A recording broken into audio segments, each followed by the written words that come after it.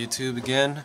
This is another vlog, and I wanted to do another one of these. And like last time, I posted up a movie review of the A-Team, and I wanna do consistent movie reviews because my own personality, I love movies. Movies are a huge part of my life. Future vlogs might be more about movies and movie reviews or thoughts on future movies that are about to come. So, for this one, there's two movies that are in particular that came out this year that stood out to me and right now, and and I'm doing this because I just want to share my thoughts on it.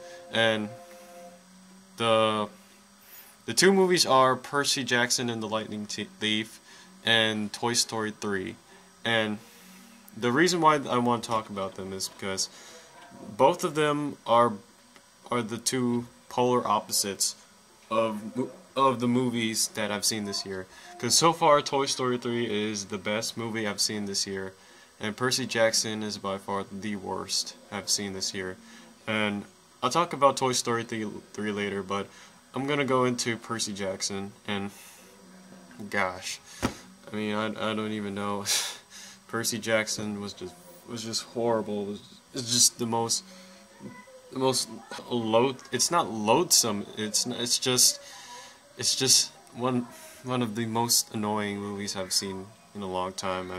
I mean, I left that theater angry at the movie, and when I think about it, I don't really think the movie had anything downright offensive in it. It was just really, really annoying. And I won't go into the books. I mean, if I was a fan of the books, I'd probably go more into that, because like my cousin Kim, when she watched it, she was three times as angrier than me, and that's saying a lot, because I tend to blow up when I get angry, and my cousin Kim never really does. And to hear her blow up even more than me over this movie, that's saying a lot. And I've read reviews of this movie, and I don't really consider myself not being the outside of this, because people really have criticized this movie, and I'm really kind of shocked, because the same guy who made the first two Harry Potter movies made this piece of crap. And it really is stunning to see how far he's fallen. The premise of the Percy Jackson movie, and most of you probably know what it is, but like, it's about this kid who has, I think it was dyslexia and ADHD, and he learns that his father is Poseidon. He has these problems, and he's being targeted by the people from spirits from Greek mythology, because apparently he's the #1 suspect for Zeus's lightning, the thief of Zeus's lightning bolt, and he is because he's Poseidon's son. And apparently, and in Greek mythology, if you read a lot of Greek mythology, Greek gods and goddesses used to come down on Earth and used to do it with human people, and producing these half breeds or half gods. And so basically, Percy Jackson is Hercules. That's what it is, and it really. And then when Percy Jackson is taken to the camp, of course his mom is taken by Hades, and Hades, Poseidon, and Zeus are ready to start a war with each other. And crap, I'm losing my. I've seen the movie twice, and I don't know. Both times I really wasn't interested, because it really is just my main problem of this movie is just how forgettable it is, and and that's not usually a problem for me, but it's a real problem in this movie, because like I put this movie on my worst list over like the frickin' Clash of the Titans, which is one of the worst remakes out there, and I'm also putting it over frickin' Grown Ups and Jonah Hex, and the reason why I don't like Percy Jackson's forgettableness is just that it's just point A to point B.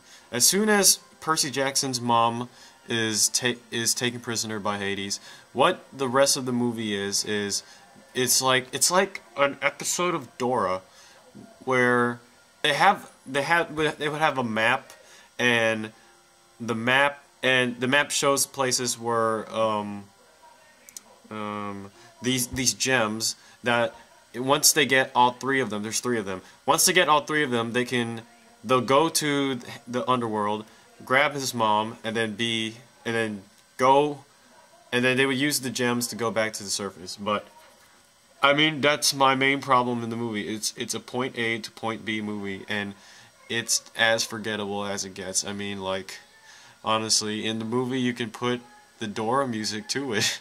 You can go like, come on, vamonos, everybody, let's go. And that's what they're doing. They're just like, when they get to a position, they just drive to the next place, and then they pass the challenge, and then they just drive to the next place. And I was just feeling really pissed off in there because the movie wasn't.